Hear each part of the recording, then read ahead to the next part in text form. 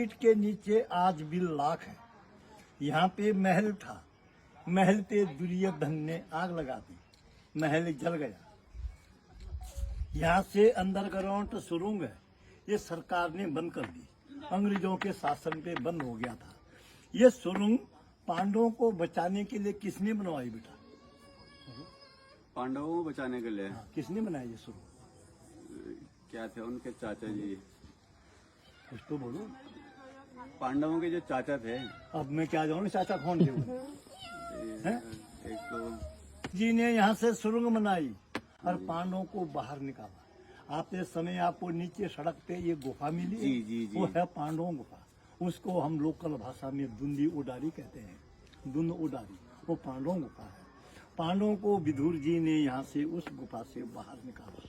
उसके अंदर जाएंगे आप लोग, अंदर जाके सुरंग में जाना, सुरंग में जाके आपको इतना छोटा शिवलिंग मिलेगा, ऊपर से इस नाक का आकार होगा, ऊपर से पानी टपक रहा है। उसके ठीक सामने से जो सुरंग है वो राजा विराट जी के यहाँ निकलती है, जहाँ पे पांडवों ने नौकरी करी है।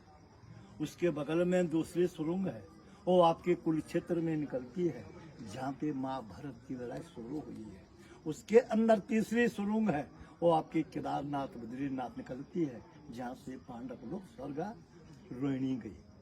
ये उनकी बेटी जवाई कौन थी बोलो जरा? देवी पार्वती तो द्वापर में थी। कौन? सती।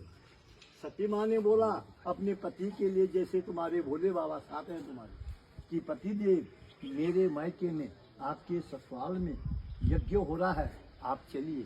भगवान ने उनको जवाब दिया, आपके पति ने आपको जवाब दिया, देवी हमारे लिए कोई चिट्ठी नहीं, कोई बुलाओ नहीं, हम लोग वहाँ जाएंगे तो वहाँ पे हमारा अपमान होगा। सती माँ ने अपने पति की बात नहीं मानी, उनकी आपस में लड़ाई झगड़ा हो गया।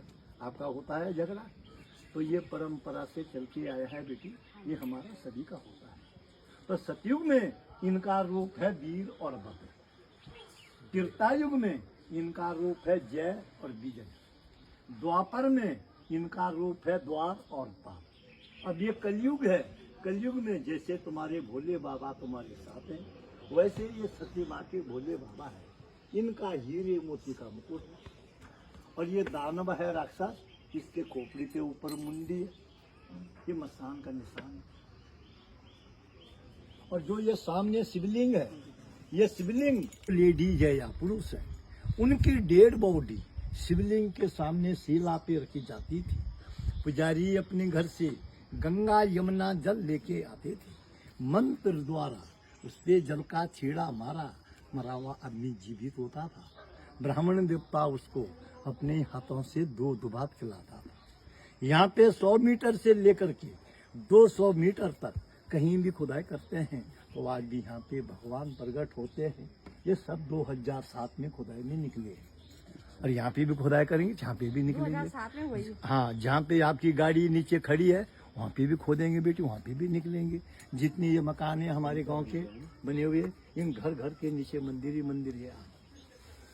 और जिस शिवलिंग पे आपने उधर जल चढ़ाया है, उसके अंदर आपका फोटो देखा है, वो शिवलिंग है अद्भुत शिवलिंग, चिंता हरण महादेव। उस भगवान के दर्शन करने से सारी चिंता दूर होती है। और वो शिवलिंग है पारदर्शी शिवलिंग। जैसे आप अपने पति से, अपने बच्चों से, माता पिता भाई बहनों से प्यार करते हैं, पाप का प्यार भगवान अपने अंदर समा लेता है। और वो शिवलिंग है अष्टदल शिवलिंग, उसके चारों तरफ 8 कोने हैं। राजा सगर के कितने बेटे थे बोलो जरा? 16,000। कितने बेटे थे बोलो? राजा सगर के 60,000 बेटे। और कपिल मुनि एक ऋषि था, उन्होंने उनको श्राप दिया, और उनके कुल में 5वें 7वें पीढ़ी में जन्म लिया और शिव की तपस्या करी। कहाँ करी शिव की तपस्या बेटा बोलिए जरा? कहाँ करी शिव की तपस्या? पता नहीं। ये गंगोत्री है, गंगोत्री से आगे है गौमुख, गौमुख से आगे है तपोवन। तपोवन में 12,000 साल तक एक पैर के ऊपर घोर तपस्या की है। गंगा जी को मित्र रूप में लाया, अपने पितृ देवताओं का उद्धार किया। उस भगवान के दर्शन करने से आप लोगों के 7 जन्म जन्म के पितृ देवताओं का उद्धार होता है। देवी जैसे पांडवों का परिवार